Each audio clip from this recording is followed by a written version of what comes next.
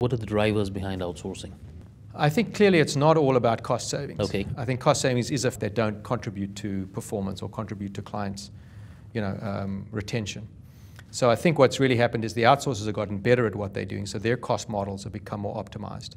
The hosting platforms and the being able to virtualize services and those kinds of things, and having the whole notion of software as a service has reduced the footprint cost for the outsourcers, which in turn has probably translated into costs in the way they're pricing their services. But I think really the imperative has been about having the outsourcers do things that they do well, whether it's settle derivatives or whether it's do market pricing or whether it's handle hedge fund administration, things that have been proven to be efficient and well run by the outsourcers, and then there's no real compelling reason to do it internally. It's not a differentiator anymore.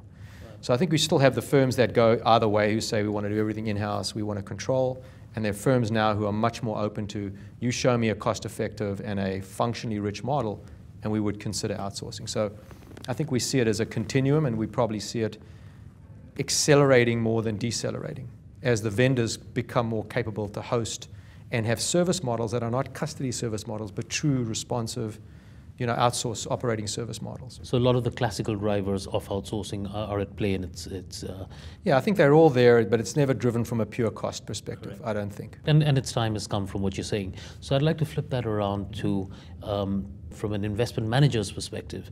For an investment manager looking to outsource, what advice would you give them?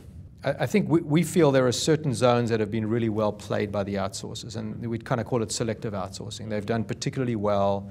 The cost models are well established. The service models are well established. So I think those kinds of administration, obviously mutual fund, NAV, hedge fund outsourcing, things like corporate actions or using a benchmark consolidator, those are well-run plays. They work really well. Sure.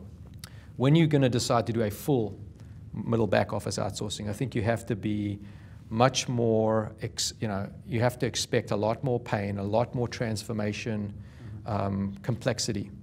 But ultimately, we think that there is going to be success at the end of that play, that more and more of the vendors are able to handle, multi-tenant models that you're going to see, whether it's the State Streets, Bonies, Cities, Citcos, Northern Trusts, you name them. Their platforms are getting more sophisticated.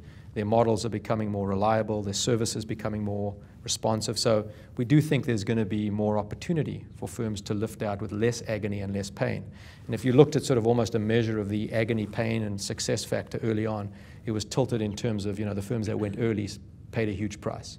The firms that are going now, probably it's balancing out. And I think if you look 2 or 3 years ahead, those cycles will become, more effective, more efficient, less heart surgery scenarios. You've touched very well upon some of the trends. What are the challenges that you see that people are facing? So, well, I think part of the outsourcing model is retaining a certain amount of control. And so we believe that there's a large data play that goes along with outsourcing.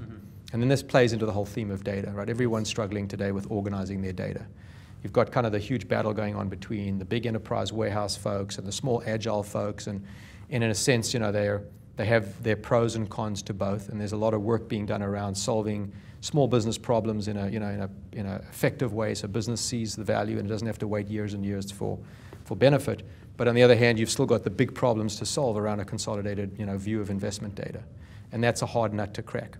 Our view of it is if you are going to outsource, you have to invest at the same time in your data service layer, that you have to protect yourself from the outsourced service provider in a way that you have optionality, so that you can control your data service model. You use the outsourcer for the things they do well, but you have ownership of your data. So if you do have to switch or make decisions to co-outsource or to have different functions outsourced to different firms for best-of-breed purposes, you're not locked in and stuck with one firm with this huge tether that you can never break, right? And so our view of it is there's a data layer, a data service layer that belongs between you and the outsourcer, that allows you the flexibility to control how you consume your data, how you present your data to your clients, and how you somewhat insulate yourself from the outsourcer so that you don't, kind of have this lifetime servitude model that you're going to be locked in. So that's the sort of data service layer that we believe kind of goes hand in hand with outsourcing. And it plays into the whole re-engineering of your enterprise architecture around EDM, around governance, around metadata. Whether you insource or outsource, it's kind of a dual play, the way we look at it.